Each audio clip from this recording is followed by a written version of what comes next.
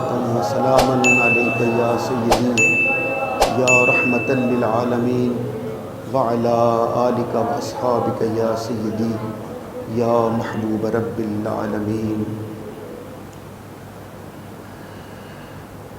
معزز اور محترم حاضرین اور سامعین کرام،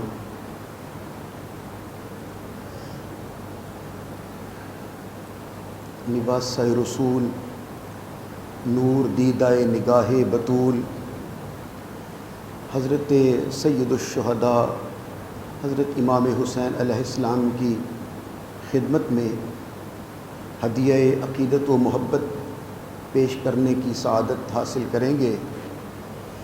اس سے پہلے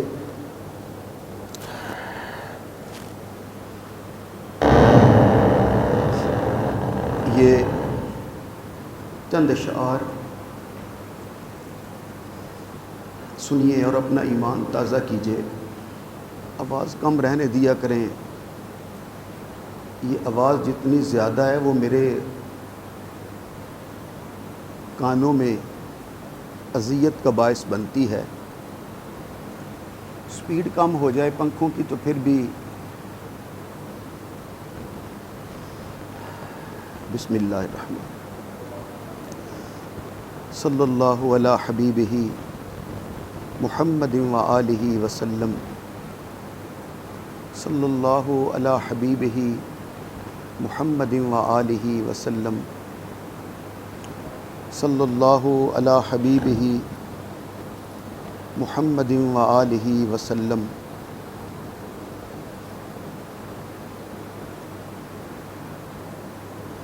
صلاۃ و سلاما علیک یا سیدی یا رسول اللہ، وسلم علیک یا سیدی یا حبیب اللہ۔ ہر حرف کو حسین بنایا حسین نے، ہر حرف کو حسین بنایا حسین نے، ظلمت کا ہر چراغ بجھایا حسین نے۔ اور جس سمت کی نگاہ تجلی بکھیر دی، جس سمت کی نگاہ تجلی بکھیر دی، ذروں کو آفتاب بنایا حسین نے۔ اور سجدہ نماز عشق کا ہوتا ہے یوں ادا، سجدہ نماز عشق کا ہوتا ہے یوں ادا، سجدے میں سر کٹا کے دکھایا حسین۔ کیونکہ اس کی ہمت پر علی شیر خدا کو ناز ہے، اس نواسے پر محمد مصطفیٰ کو ناز ہے۔ سجدے تو کیے سب نے مگر اس کا عجب انداز ہے، اس نے وہ سجدہ کیا جس پر خدا کو ناز ہے۔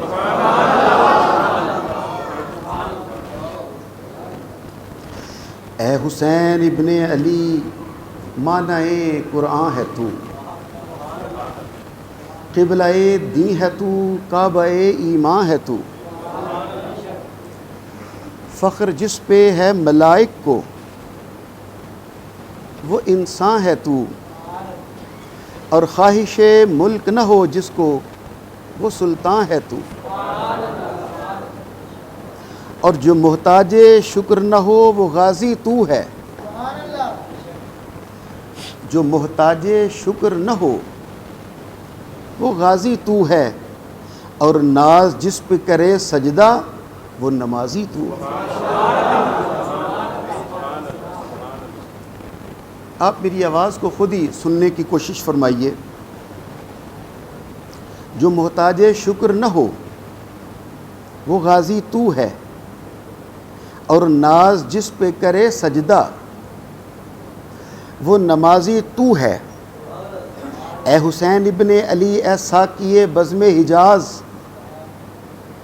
اے جہان آدمیت کے نگار دل نواز، تو نے ثابت کر دیا بن کے روح امتیاز، یوں پڑھا کرتے ہیں تیروں کے مسلح پر نماز۔ تو نے ثابت کر دیا بن کے روح امتیاز، یوں پڑھا کرتے ہیں تیروں کے مسلح پر نماز، آج بھی تیرا سبق ارباب فن کو یاد ہے، تو بھی زندہ باد تیرا غم بھی زندہ باد ہے، آبرو شیر زہرا غیرت شاہ نجف،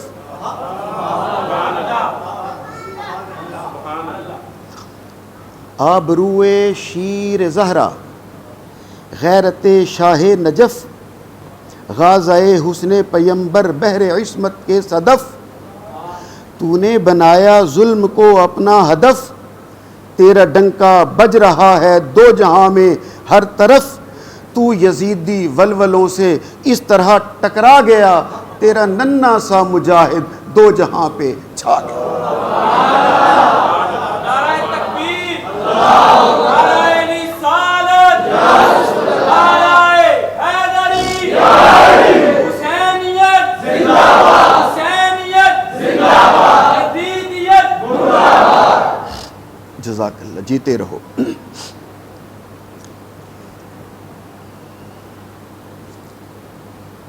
صاحبان محترم، دو جگہوں سے قرآن مجید کی آیات میں نے آپ کی خدمت میں ہدیہ کی ہیں۔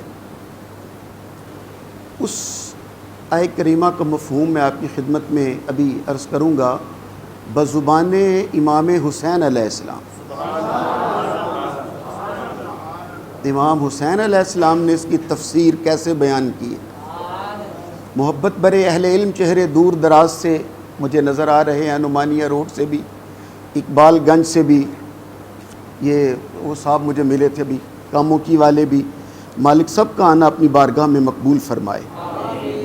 پہلے اپنے آقا کا فرمان سنیے تاکہ میں اس آیت پر آپ کو لے آؤں۔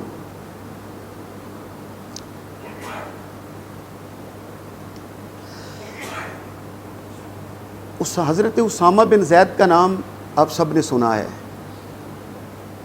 حضرت اسامہ بن زید رضی اللہ تعالی عنہ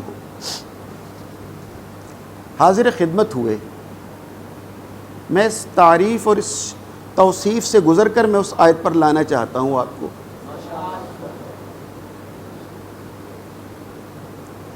حضور کی خدمت میں حاضر ہوئے، بیٹھ گئے، گفت و شنید، سوال جواب، عرض معروض پیش کی، مسئلہ پیش کیا، حل طلب کیا، پھر حضور سے جانے کی اجازت چاہی۔ اب حضرت اسامہ بن زید کہتے ہیں میں حیران تھا کہ حضور میرے ساتھ بات چیت کر رہے ہیں، لیکن اس شان کے ساتھ کہ آقا نے جس جگہ پہ جس شان سے براجمان ہیں، تشریف فرما ہیں، بیٹھے ہوئے ہیں، حضور نے بالکل اپنے جسم کو حرکت نہیں دی، بڑے اطمینان سے، بڑے سکون سے، باوقار اور سنجیدگی کے ساتھ حضور بالکل جامد و ساکت بیٹھے ہیں۔ آلتی پالتی مار کر، جسے ہم کہتے ہیں چوکڑی مار کر، اور میرے سوالوں کے جواب دیے، گفتگو کی، پھر اجازت دی۔ میں حیران تھا، حضور گفتگو کر رہے ہیں لیکن بالکل اپنی جگہ سے ہلے نہیں ہے، حرکت نہیں کی ہے۔ تو میں نے جب جانے کی اجازت لی، اس سے پہلے کہ میں اٹھتا اور واپسی کے لیے رخت سفر باندھتا، میں نے آقا سے پوچھ لیا، حضور میں دیکھ رہا ہوں کہ آپ بالکل اپنی جگہ سے اپنی حرکت نہیں فرمائی ہے، بالکل جامد اور ساکت ایک جگہ پہ آپ یوں تشریف فرما ہیں، اور کملی مبارک، کالی کملی شریف آپ نے اپنے ارد گرد لپیٹی ہوئی ہے، یوں بیٹھے ہوئے اور بات چیت، سوال جواب۔ جب حضرت اسامہ بن زید کہتے ہیں میں نے پوچھا کہ آپ نے بالکل حرکت نہیں کی، ہلے جلے نہیں ہیں، جبکہ میرے سوالوں کے جواب دی اور اب مجھے واپسی کا حکم دیا اور اجازت دی، الوداع کیا، تو حضور یہ کیا میں پوچھ سکتا ہوں کہ کیا یہ گود میں کوئی چیز ہے کہ جسے آپ نے بالکل حرکت نہیں ہونے دی اور بالکل اطمینان کے ساتھ، سکون کے ساتھ، بالکل آپ ہلے جلے بغیر تشریف فرما ہیں؟ تو حضرت اسامہ رضی اللہ تعالیٰ عنہ، اسامہ بن زید رضی اللہ تعالیٰ عنہ کہتے ہیں میرے استفسار پر میرے سوال پر، میرے پوچھنے پر میرے آقا نے، جب میں نے سوال کیا تو میری سرکار نے وہ جو کملی شریف اپنے ارد گرد لپیٹی ہوئی تھی حضور نے ہٹا دی، ایک پلو ہٹایا اور پھر دوسرا پلو، اور جب دونوں پلو میری سرکار نے ہٹائے تو اسامہ بن زید کہتے ہیں میں نے دیکھا حضور کے ایک پہلو پر امام حسن بیٹھے ہوئے ہیں، دوسرے پر حسین بیٹھے ہوئے ہیں۔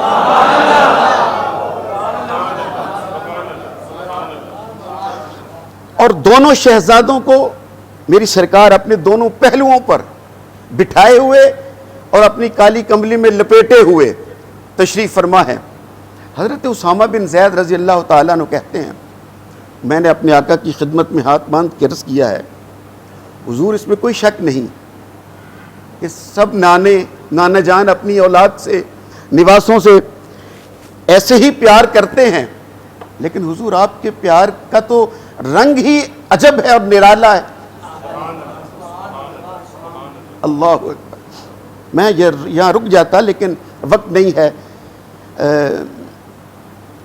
میری سرکار نے حضرت اسامہ بن زید کی بات سنی، کملی مبارک ہٹائی، اور بجائے اس کے کہ حضرت اسامہ بن زید کی بات کو آگے بڑھاتے اور جواب دیتے، حضرت اسامہ بن زید کہتے ہیں میں نے دیکھا میری سرکار نے اپنے دونوں ہاتھ دعا کے لیے اللہ کی بارگاہ میں اٹھا دیے۔ یہ امام حسن بیٹھے ہوئے، ادھر امام حسین بیٹھے ہیں، دونوں کو اپنے پہلوؤں میں رکھتے ہوئے اور دونوں کو اپنے بازوؤں میں سمیٹتے ہوئے دعا کے لیے ہاتھ اٹھا دیے اور اللہ کی بارگاہ میں التجا کرتے ہوئے سرکار نے کہا اللہم، اے اللہ، اللہم انی احبہما،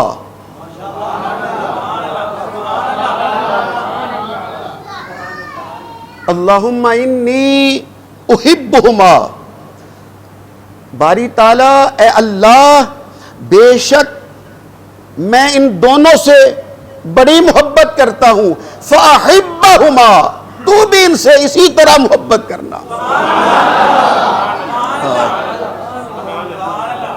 آپ سب کے لب نہیں کھلے، میں رک جاتا ہوں ایک لمحے کے لیے۔ میں محبت کرتا ہوں، فَأَحِبَّهُمَا، پس تو بھی کر، ان دونوں سے محبت تو بھی کر جیسے میں کرتا ہوں۔ آپ اگر بولتے تو یہاں میں نہ رکتا، آگے بڑھ جاتا، لیکن میں شاید بات واضح نہیں کر سکا۔ میرے آقا آپ تو نانا ہو، آپ تو کرو گے کہ آپ کے نواسے ہیں، آپ تو محبت کرو گے کہ آپ کی صاحبزادی اور شہزادی کے بیٹے ہیں، لیکن یہ اللہ کی بارگاہ میں کیوں عرض کر رہے ہیں؟ میں کرتا ہوں تو بھی کر، احبہما میں کر رہا ہوں تو بھی کر، کیوں؟ تو میری سرکار ایک ہی جواب دیں گے، یہ میں آپ سب کو بیدار کرنے کے لیے یہاں رو کے یہ باتیں عرض کر رہا ہوں۔ حضور ایک ہی جواب دیں گے، میں اللہ سے اس لیے کہہ رہا ہوں کہ میں ان سے محبت کر رہا ہوں، تو بھی کر اس لیے کہہ رہا ہوں کہ چونکہ میں اس کا محبوب ہوں اور یہ میرے محبوب ہیں، اور یہ قانون ہے کہ محبوب کا محبوب بھی محبوب ہوتا ہے، اور میں اللہ کی بارگاہ میں اس لیے کہہ رہا ہوں باری تعالیٰ جیسے تو مجھ سے محبت کرتا ہے اور میں ان سے محبت کرتا ہوں تو میری طرح میری وجہ سے ان سے بھی وہی محبت کیا۔ اللہ اکبر۔ اب میرا خیال ہے یہ جتنے سبحان اللہ کہنے والے اور مسکرانے والے اور اپنے آقا کی اس شان پر، امام حسن و حسین کے ساتھ محبت پر جن کے دل پھول کی طرح کھلے ہوئے ہیں اور چہروں پہ محبت کی روشنی اور خوشبو نظر آ رہی ہے، یقیناً میرے آقا کی نظر سے، مدینے والی سرکار کی نظر سے آپ کی یہ محبت غائب نہیں تھی۔ اگلا جملہ بھی میری سرکار نے کہہ دیا، اللہم انی احبہما فاحبہما، لیکن دعا کو یہاں ختم نہیں کیا، فرمایا وَأَحِبَّ مَن يُحِبُّهُمَا، اور جو کوئی ان سے محبت کرے تو ان سے بھی محبت فرماتے رہے۔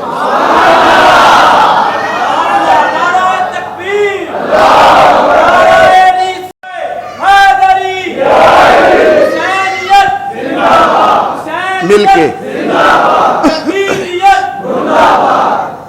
جزاک اللہ جزاک اللہ۔ آئیے ایک فرمان اور سن لیجیے، وَأَحِبَّ مَن يُحِبُّهُمَا، قیامت تک جو کوئی ان سے محبت کرے وہ محروم نہ رہے، تو اس سے بھی محبت کرنا۔ اب میرا خیال ہے میں یہاں نہیں رکتا، اگلا فرمان علی شان پیش کیے دیتا ہوں۔ یہ بھی ترمذی شریف کا ہے۔ ان علی ابن ابی طالب، یہ حضرت مولا علی شیر خدا کرم اللہ وجہہ الکریم سے یہ حدیث شریف مروی ہے، سنیے اور اپنا ایمان تازہ کیجئے۔ اور یہ صرف انہی ہستیوں کے لیے فرمان ہے، یہ جو عرض کر رہا ہوں۔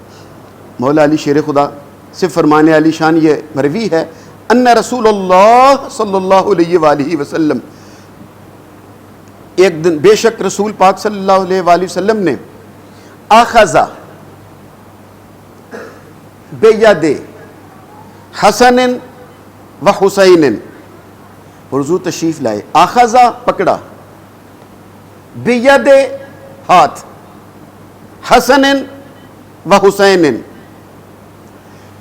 حضور تشریف لائے، امام حسن کا ہاتھ پکڑا، ادھر امام حسین کا ہاتھ پکڑا، فقال، اور فرمایا، من احبنی، جو کوئی ان سے محبت کرے، وَأَحَبَّ هَذَيْنِ، فَقَالَ مَنْ أَحَبَّنِي، فرمایا میں ان سے محبت کرتا ہوں، وَأَحَبَّ هَذَيْنِ، جو کوئی ان دونوں سے محبت کرے، وَأَبَاهُمَا، ان کی ابا جان سے محبت کرے، وَأُمَّهُمَا، اور ان کی امی جان سے محبت رکھے، كَانَ مَعِي فِي دَرَجَتِي يَوْمَ الْقِيَامَةِ، میں اللہ کا حبیب اعلان کرتا ہوں وہ قیامت کے دن جنت میں میرے درجے میں میرے ساتھ ہوں گے۔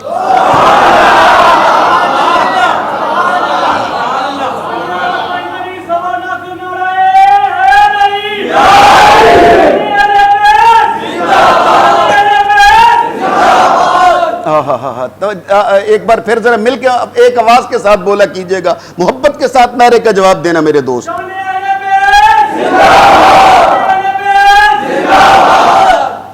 اللہ اکبر۔ دونوں شہزادوں کے دستے مبارک پکڑے ہوئے ہیں اور پانچوں کی طرف اشارہ ہے، جو مجھ سے محبت کرے، پھر ان دونوں سے محبت کرے، پھر ان کی ابا سے محبت کرے، پھر ان کی امی جان سے محبت رکھے۔ اب میں یہاں رک نہیں سکتا، پھر تفصیل بیان کروں گا یہ بتلانے کے لیے کہ یہاں میری سرکار نے مرکز ان دونوں کو بنایا، ان سے محبت، ان کی ابا جان سے محبت، ان کی امی سے محبت۔ یہ جو مرکز بنا کے کہہ رہے ہیں، اس پر بھی میں کبھی بات چیت انشاءاللہ رضی کروں گا، لیکن انعام کیا دیا ہے، کانا معی، وہ ہوگا میرے ساتھ، فی درجتی، میرے درجے میں، یوم القیامہ، قیامت کے دن۔ اللہ اکبر، اللہ اکبر کبیرہ۔ یہ حدیث نہ ہو میں آپ کا مجرم، اور یہ صحیح حدیث ہے، رسول اللہ کا فرمان علی شان ہے۔ اب میں کبھی وقت، کیونکہ میں نے پورا سال امام حسین علیہ السلام کا ذکر کرنا ہے، تو پھر میں انشاءاللہ جیسے جیسے وقت ملے گا تو پھر میں کھول کر آپ کے سامنے بیان کروں گا کہ اگر ہم جیسے غلام بھی وہی ہوں اور حضور بھی وہی ہوں تو پھر تو کوئی اختصاص ہی باقی نہ رہا۔ کہاں ہم جیسے گنہگار، اور پھر اوپر ولی، غوث، کتب، ابدال، اوتاد، غوث اعظم، پھر صحابہ کرام، پھر اہل بیت، پھر نبی، پھر رسول، پھر اولو العزم رسول، اوپر نبی پاک کا درجہ ہے۔ لیکن حضور فرما رہے ہیں ان چاروں سے محبت کرنے والے میرے درجے میں۔ تو انشاءاللہ العزیز وقت اور فرصت کے ساتھ میں تفصیل اگر بیان کروں گا تو پھر سارا وقت اسی حدیث شریف پہ مکمل ہو جائے گا، لیکن میں انشاءاللہ کھول کر آپ کے سامنے بیان کروں گا کہ یہ کیسے ہے کے ساتھ بھی ہوں گے اور غلام اور آقا کا فرق بھی قائم رہے گا.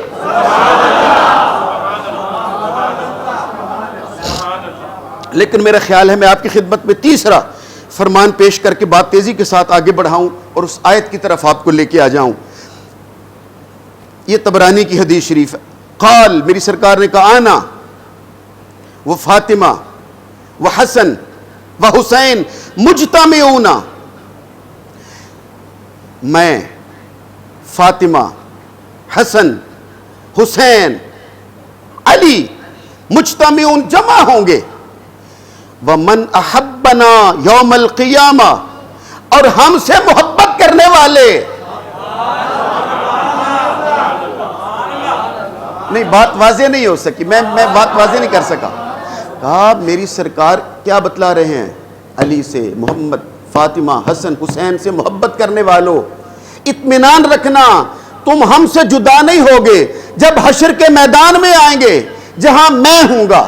من احبنا یوم القیامہ، قیامت کے دن ہم سے محبت کرنے والے سارے مجتمعون ایک جگہ پہ جمع ہوں گے. کیا کر رہے ہوں گے؟ حساب دے رہے ہوں گے، حساب کتاب کے مرحلے سے نہیں. کہا ناکلو و نشربو حتی یفرق بین العباد، جب تک حساب کتاب ہو کہ لوگ اپنی اپنی منزل پہ پہنچ نہیں جاتے، حسن و حسین سے محبت کرنے والے میرے ساتھ مل کے قیامت کے دن اس وقت تک جنت کی نعمتیں کھاتے رہیں گے، حوض کوثر کا پانی پیتے رہیں گے.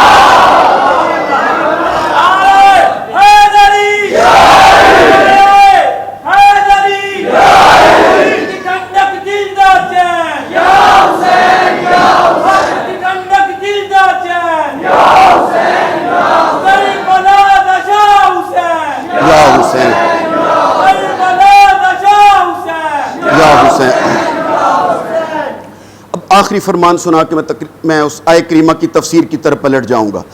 اچھا، ایک آخری فرمان، یہ امام حاکم کی یہ حدیث شریف ہے، یعنی مراد المستدرک امام حاکم. ان علی ابن ابی طالب کرم اللہ وجہہ الکریم، کتابوں میں تو رضی اللہ تعالیٰ عنہ، میں کہہ رہا ہوں کرم اللہ وجہہ الکریم. قال، آپ کہتے ہیں، اخبرنی رسول اللہ صلی اللہ علیہ وآلہ وسلم، ایک دن حضور میرے ساتھ بات کرتے کرتے میری سرکار نے مجھے خبر دی. کون کہہ رہا ہے؟ مولا علی شیر کہتا ہے، باتیں کر رہے تھے، حضور نے خبر دی، ارشاد فرمایا، یوں کہہ لیجئے حضور نے ارشاد فرمایا. آپ نے فرمایا، انا، بے شک، اولا، سب سے پہلے، ایک نمبر پر، انا اولا من یدخل الجنہ، کون ہے پہلے نمبر پر جو جنت میں داخل ہوگا؟ حضور مولا علی کو خبر دے رہے ہیں کہ آپ جانتے ہو سب سے پہلے جنت میں جانے والے خوش نصیب، خوش بخت اور بلند بخت وہ کون ہیں جو سب سے پہلے جنت میں جن کے داخلے کا حکم ہوگا؟ من یدخل الجنہ. پھر کہا آنا، بولے نہیں. رسول پاک فرماتے ہیں آنا، وہ میں ہوں، وہ فاطمہ،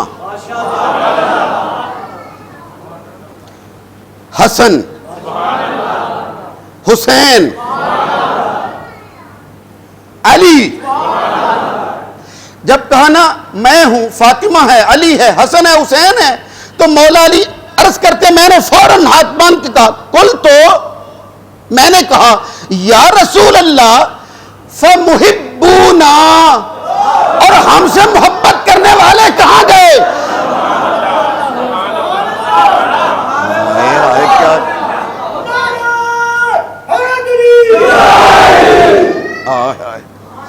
جب کہا نا یا علی، میں، تو، فاطمہ، حسن، حسین، اول من یدخل الجنہ، سب سے پہلے جنت میں جانے والے ہم ہیں. قل تو یا رسول اللہ، میں نے کہا فمحبونا، اور وہ جو ہم سے محبت کرتے رہے. اب یہ میں لفظ پہنا رہا ہوں ان کے اس محبت بھرے خیال کو، اور جو ہمارے نام پہ سبحان اللہ کہتے رہے، ہمارے نام سن کے نعرے لگاتے رہے، ہمارا ذکر سننے کے لیے دور دراز سے چل کر ایک فقیر سید کے پاس جاتے رہے، فَمُحِبُّونَا، اور ہم سے محبت کرنے والے، میری سرکار نے کہا محبت سے فَمُحِبُّونَا قَالَ مِن وَرَائِكُمْ، حضور نے کہا یا علی گردن کو بل دے کے دیکھنا، پیچھے پیچھے وہی سارے آ رہے ہیں۔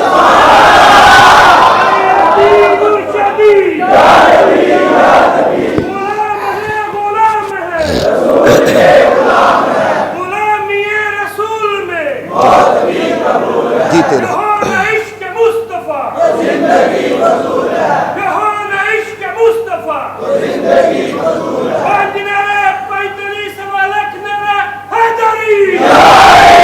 ماشاءاللہ، جیتے رہیے، مالک آپ کی محبت کو اسی طرح قائم دائم رکھے۔ اب ہم واپس اس آیت پر پلٹنے لگے ہیں جس کے لیے میں نے عرض کیا تھا کہ ہم اس کی تفسیر آپ کی خدمت میں امام علی مقام کی زبان سے آپ کی خدمت میں ہدیہ کرتے ہیں۔ آؤ اور اپنا ایمان تازہ کیجئے، یہی جزاک اللہ۔ یزید پلید تخت نشین ہوا، خط لکھا اس نے مدینہ شریف کے گورنر کو، اور مدینہ شریف کا گورنر کون تھا؟ ولید بن عقبہ۔ ولید بن عقبہ، یہ عقبہ یہ وہ بدبخت، واحد بدبخت شخص تھا، ولید کا باپ عقبہ، جسے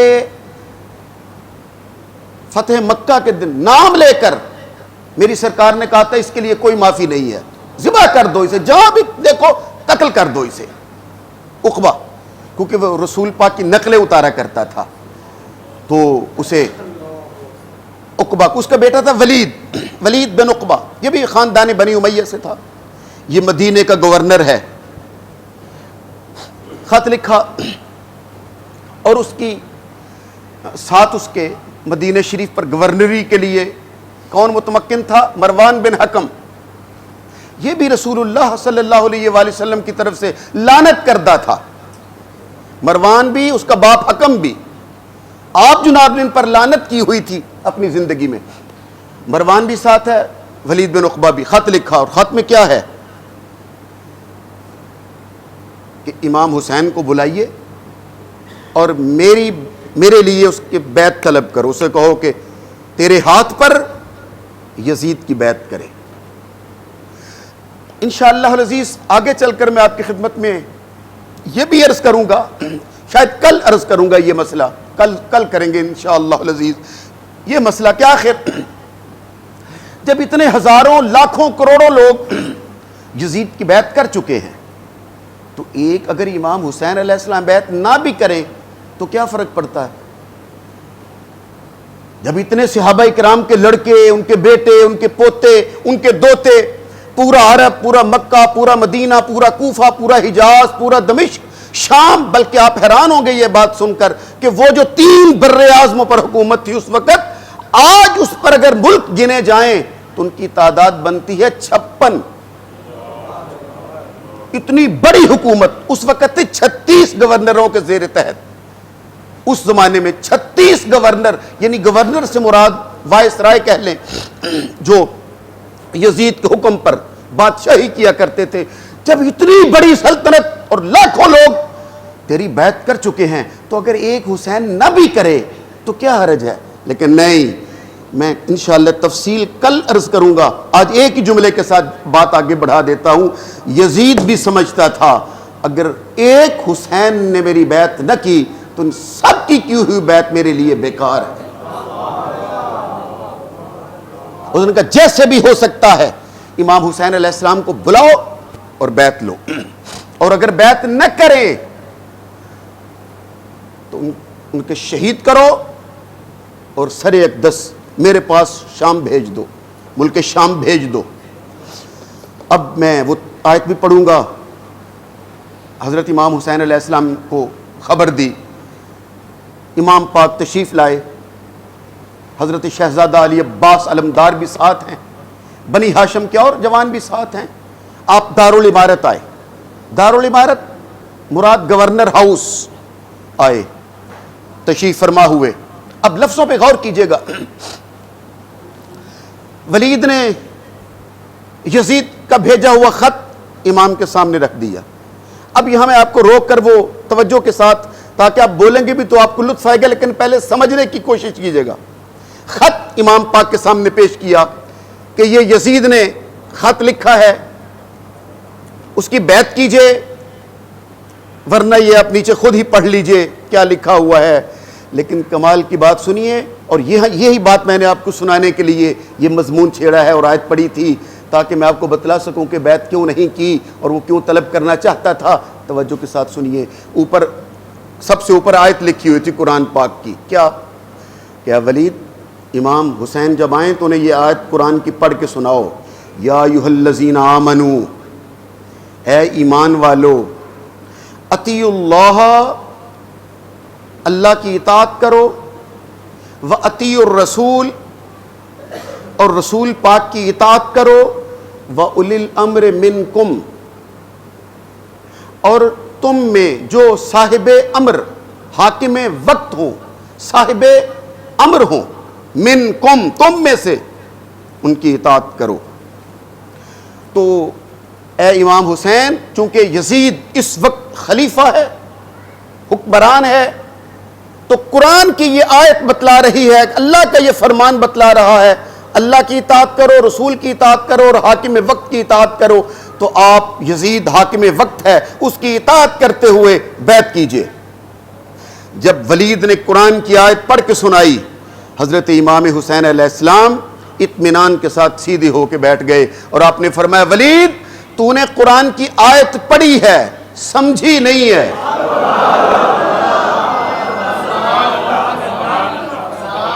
میں نے آپ کو روک کر یہ اتنی ساری گفتگو اس لیے کی تھی کہ آپ یکدم، آپ کی زبان میرے کانوں تک آپ کی آواز پہنچے گی.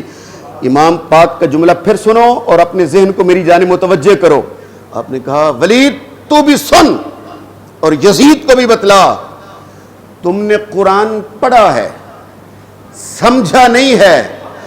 ہم نے قرآن سنا بھی ہے، سمجھا بھی ہے، کیونکہ یہ قرآن ہمارے گھر میں اترتا رہا، میرے نانا جان پر اترتا رہا ہے. اور جب یہ قرآن میرے نانا جان کے سینے کے اندر اترتا تھا، میں سینے کے اوپر کھیلا کرتا تھا.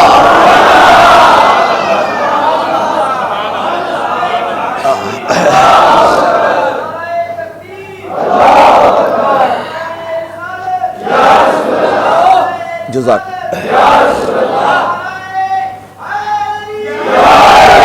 ایک آواز کے ساتھ لگائیے نعرہ ذرا، ایک آواز کے ساتھ.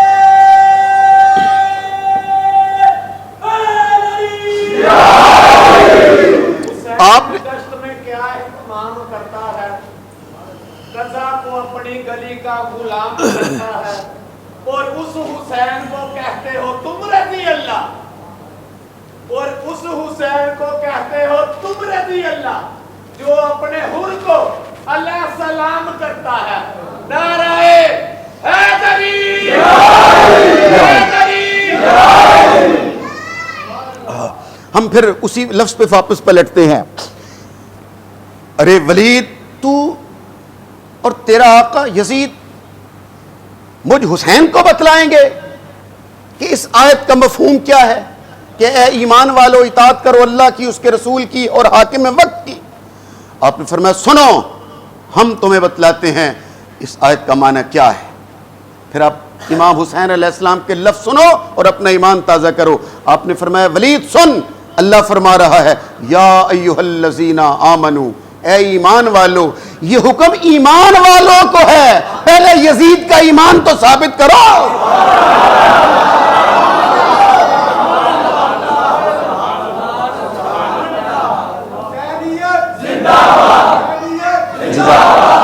جیتے رہو، زندہ باد. یزید دیت پہ آ کے بالکل آپ ہلکا سا ہو جاتے ہو. محبت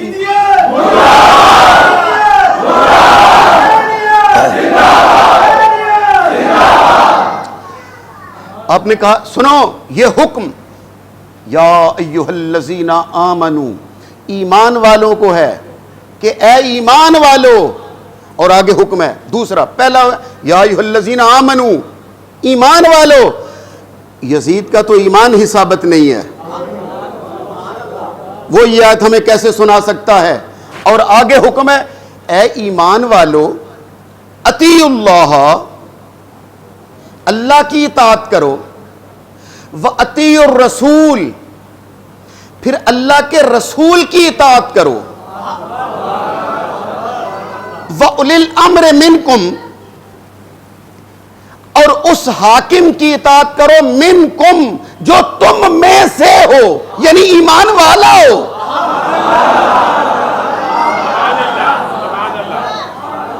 میں نے یہاں پر روکا ہے، آپ منکم تم میں سے ہو، کن سے؟ ایمان والو، تم میں سے ہو، اور تم میں سے ہو ایمان والا بھی ہو، اطیع اللہ اللہ کی اطاعت کرنے والا بھی ہو، اس کے رسول کی اطاعت کرنے والا بھی ہو۔ اور یزید نہ ایمان والا ہے، نہ وہ اللہ کی اطاعت کرتا ہے، نہ وہ رسول کی اطاعت کرتا ہے، نہ ہم میں سے ہے۔ تو یزید کو لکھ بھیجو، قرآن کے ہی یہی آیت لکھ، اور نیچے لکھنا حسین ابن علی ابن ابی طالب کہہ رہا ہے میرے جیسا تیرے جیسے کی بیعت نہیں کر سکتا۔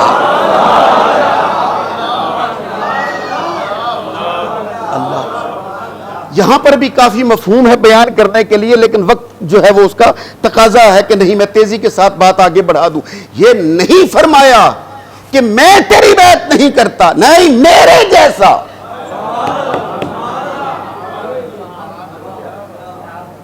ابھی 2-4 منٹ ہیں یار، بولیے محبت کے ساتھ۔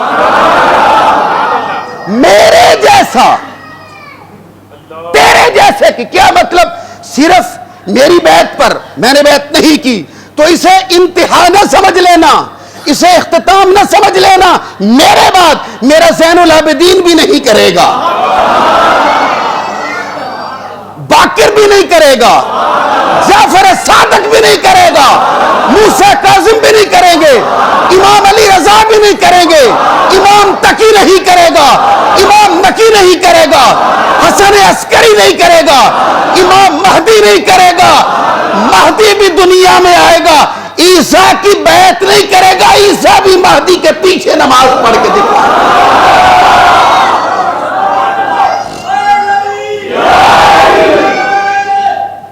جیتے رہو۔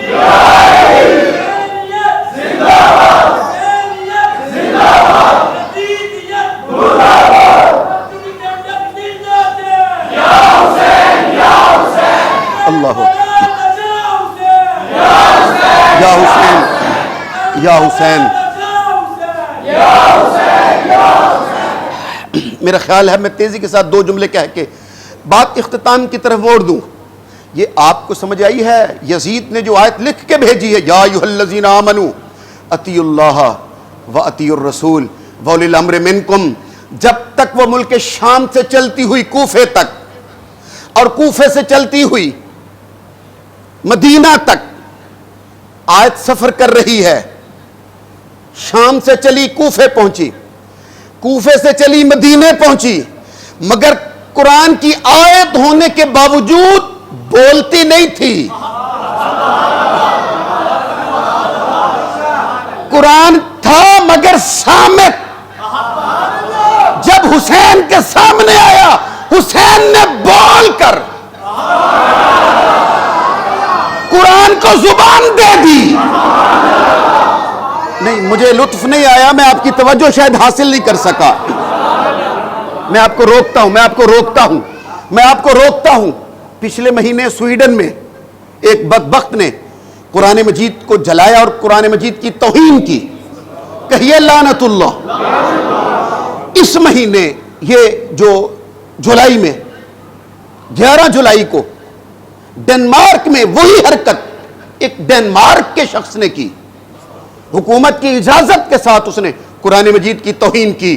لیکن ایک بار پھر کہہ دیجئے لعنت۔ پہلے سویڈن میں وہ عراقی تھا، پھر ڈنمارک میں جہاں آپ کو لانا چاہتا ہوں یہ ہے کہ آپ یوٹیوب دیکھتے ہو، فیس بک دیکھتے ہو، ٹویٹر، اخباریں، خبریں، ٹی وی سب دیکھتے ہو، پوری دنیا کے لوگ، پوری دنیا کے مسلمان سراپا احتجاج ہیں۔ ڈنمارک اور سویڈن سے مسلمان ممالک اپنے تعلقات قطع کر رہے ہیں، سفیروں کو نکال رہے ہیں، ان کی اشیاء خریدی ہوئی پابندی لگا رہے ہیں، اور ان کی کھانے پینے کی دوسری تیسری اشیاء جو ہیں خریدنے سے منع کر رہے ہیں، اور سب سراپا احتجاج ہیں۔ میری جان دیکھیے گا، بعض جگہوں پر صرف مسلمان ہی نہیں، سکھ بھی مسلمانوں کے ساتھ کھڑے ہیں اور احتجاج کر رہے ہیں کہ یہ سویڈن یا ڈنمارک والے کون ہوتے ہیں قرآن پاک کی بے حرمتی کرنے والے۔ میں آپ کو ابھی اپنی جانب متوجہ کر رہا ہوں اپنے جملے پر لانے کے لیے، ساتھ غیر مسلم بھی کئی، میں نے خود یوٹیوب پر سکھوں کو دیکھا ہے، مسلمانوں کے ساتھ کھڑے ہیں، فن لینڈ میں، ڈنمارک میں احتجاج کر رہے ہیں قرآن کی بے حرمتی کیوں کی ہے اور کیوں کی گئی ہے، اور یہ سلسلہ بند ہونا چاہیے۔ توجہ چاہتا ہوں، 1400 سال بعد قرآن کی بے حرمتی ہوئی، قرآن نہیں بولا مگر لوگ بولے، مسلمان بولے۔ یہ مسلمانوں کو قرآن کی بے حرمتی پر زبان کس نے دی ہے؟ حسین ابن علی نے۔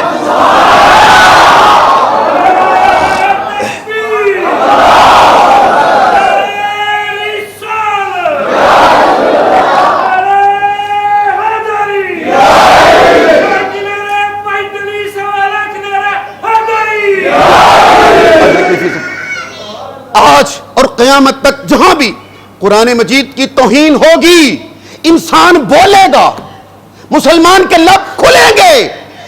یہ قرآن کے خلاف بولنے والے کو زبان امام حسین نے دی ہے، اور قسم بخدا یہ حسین زبان نہ دیتے اگر نیزے کی نوک پہ قرآن سنا کر نہ جاتے۔ میرے سخی حسین دی شان ویکھو، ایسا رتبہ تے کسے نے پایا ہی نہیں۔ اپنے رب نو راضی کرن خاطر ہتھا اتے بال کوہایا ہی نہیں، اوے سجدے اوے ممبرہ اتے تے سب قرآن پڑھ دے، چڑھ کے نیزے تے کسے سنایا ہی۔ یہ جو آج قرآن مجید کی، اسلام کی، دین کی، اذان کی بے حرمتی پر انسان بول پڑتا ہے، انسان مسلمان کھڑے ہو جاتے ہیں، یہ زبان اگر تجھے دی ہے تو یہ حسین ابن علی نے زبان دی ہے،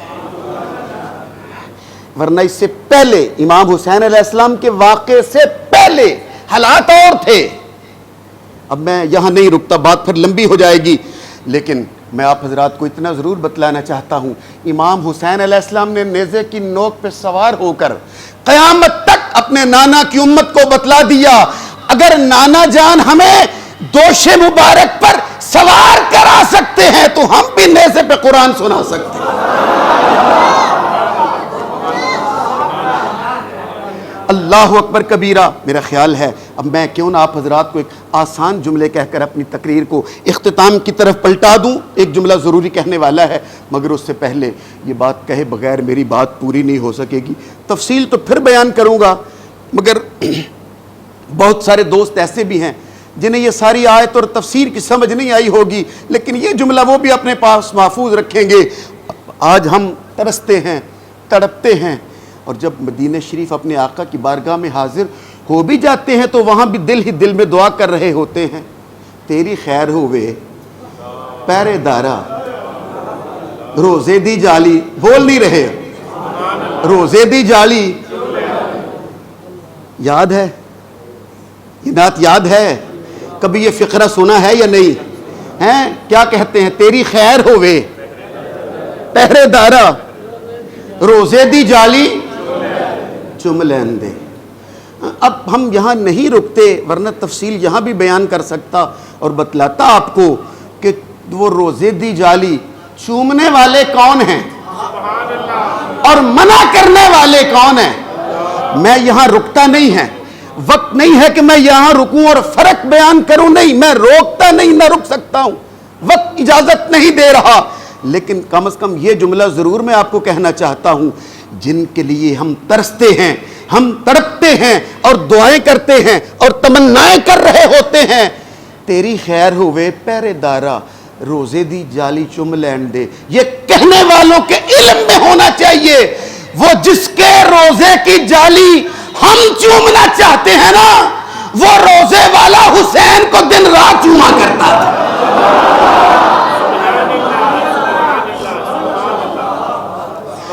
صبح سے شام اور شام سے صبح تک وہ روزے والی سرکار حسین پاک کو چوما کرتے تھے، اور کبھی ان کے لب چومتے تھے، کبھی ان کا گلا چوما کرتے تھے، کیونکہ میری سرکار جانتے ہیں یہ گلا وہ ہے جسے چوم رہا ہوں میرے دین کی خاطر، جو سب سے پہلے تن من دھن قربان کر کے اپنا گلا کٹوا کے وہ امام حسین حضرت اسماعیل علیہ السلام کی قربانی بنے گا۔ کیونکہ ابراہیم صرف دمبا لے کے آیا تھا، میرا حسین پورا کنبا لے کر آئے گا۔ اللہ اکبر کبیرہ، اللہ اکبر کبیرہ۔ انشاءاللہ العزیز باقی ساری باتیں ہم کل کریں گے، لیکن ایک چیز، 10 محرم شریف کا روزہ،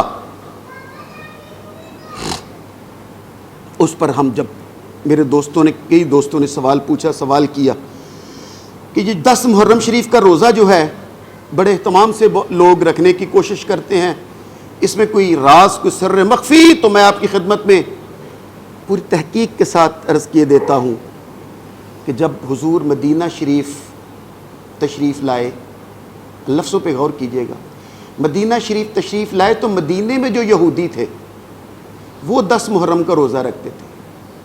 سنا، اچھا حضور ربیع الاول میں تشریف لائے ہیں مدینے، مکے سے ہجرت کر کے حضور مدینہ شریف پہنچے کس مہینے میں؟ 12 ربیع الاول، بول دیجئے، ربیع الاول میں تشریف لائے، ربیع الاول کے بعد ربیع الثانی، جمادی الاول، جمادی الثانی، رجب، شعبان، رمضان، چھٹا مہینہ یعنی ربیع الاول کے بعد رمضان شریف، شوال، ذیقعد، ذی الحج اور محرم۔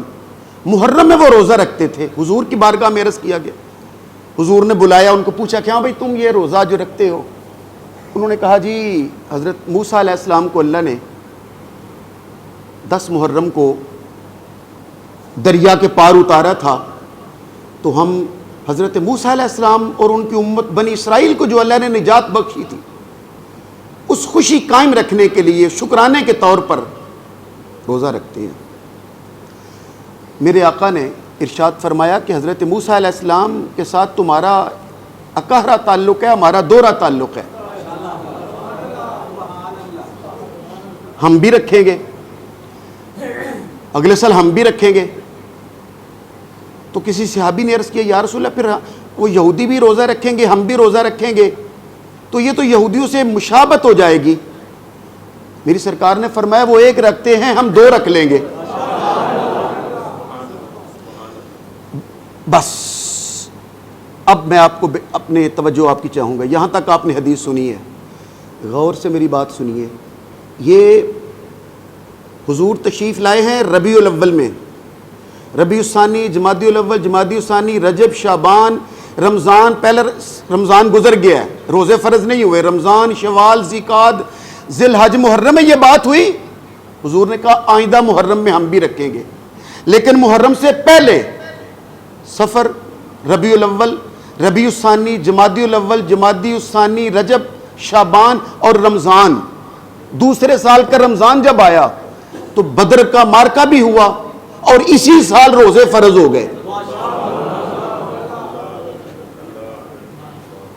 پہلے سال تو وہ وقت گزر چکا تھا رمضان کا، محرم میں یہ خبر پہنچی اور حضور کا اگلے سال رکھیں گے، مگر وہ اگلا محرم آنے سے پہلے رمضان کے روزے فرض ہو گئے۔ اب وہ مہینے کے روزے جب فرض ہوئے، میرے آقا نے اعلان فرما دیا کہ وہ جو ہم نے کہا تھا نا کہ محرم میں ہم بھی رکھیں گے ان کے ساتھ، وہ ختم۔ اب اللہ نے اس کی جگہ ہم پہ رمضان ایک محرم یعنی محرم کا ایک روزہ رکھنے کی بجائے رمضان کے 30 روزے فرض کر دیے ہیں. محرم کا روزہ جس کی مرضی ہے رکھے, جس کی مرضی ہے نہ رکھے. لیکن میرے آقا صلی اللہ علیہ وآلہ وسلم سے یہ ثابت نہیں ہے. حضور رمضان کے ہی روزے رکھا کرتے تھے. صرف اس روزے کو بہت زیادہ بڑھا کر اس لیے پیش کیا جاتا ہے تاکہ لوگ روزے کے ساتھ رہیں اور کسی امام حسین علیہ السلام کی سجائی ہوئی مجلس میں, کسی محفل میں, کسی پروگرام میں نہ جائیں, نہ ان کا بیان سنیں, نہ ان کی بات سنیں, نہ ان کا لنگر کھائیں, بلکہ سارا دن گھر میں ہی پڑے پڑے گزار دیں. اور یہ صرف یہی ایک چیز نہیں ہے, سینکڑوں چیزیں ایسی کتابوں میں بھری ہوئی ہیں. کیا آپ کو پتہ ہے کربلا میں 72 لوگ شہید ہوئے؟ سب جانتے ہو, لیکن کیا کبھی کسی نے آپ کو بتلایا ہے, کیا کبھی کسی نے آپ کو سنایا ہے کہ اس عدد کو پورا کرنے کے لیے حدیث کیسے کیسے گھڑی گئی؟ بخاری شریف میں حدیث ہے کیا کہ حضرت علی مرتضیٰ شیر خدا کے ساتھ بات چیت کرنے کے لیے شام سے 70 لوگ آئے, تو جب جس کمرے میں جس گھر میں ان کو ٹھہرایا گیا تھا, حضرت علی پاک نے اپنا بندہ بھیج کر 70 لوگوں کو زندہ جلوا دیا. میری بات سمجھ آ رہی ہے آپ؟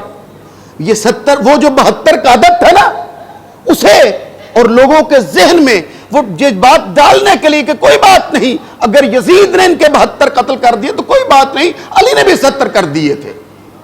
اس طرح کے جھوٹ گھڑ کر, جھوٹی حدیثیں بنا بنا کر صرف اور صرف اہل بیت اطہار اور رسول پاک کے گھر والوں کی شان گھٹانے کے لیے, صرف رسول پاک کے اہل بیت سے بغض اور عداوت کی بنا پر اور رسول پاک صلی اللہ علیہ وآلہ وسلم کے اہل بیت کی اطہار کی شان کم کرنے کے لیے سینکڑوں حدیثیں گھڑ گھڑ کر کتابوں کے اندر, بخاری شریف کے اندر اور ساری کتابوں کے اندر جو ہے وہ درج کر دی گئی ہیں. کبھی مولا علی کے لیے اور دوسرے اہل بیت, امام حسن پاک کے بارے میں کہ وہ شادیاں بہت کرتے تھے اور پھر حضرت علی کو اعلان کرنا پڑا کہ حسن کو کوئی بیٹی نہ دے, یہ چھوڑ دیتا ہے.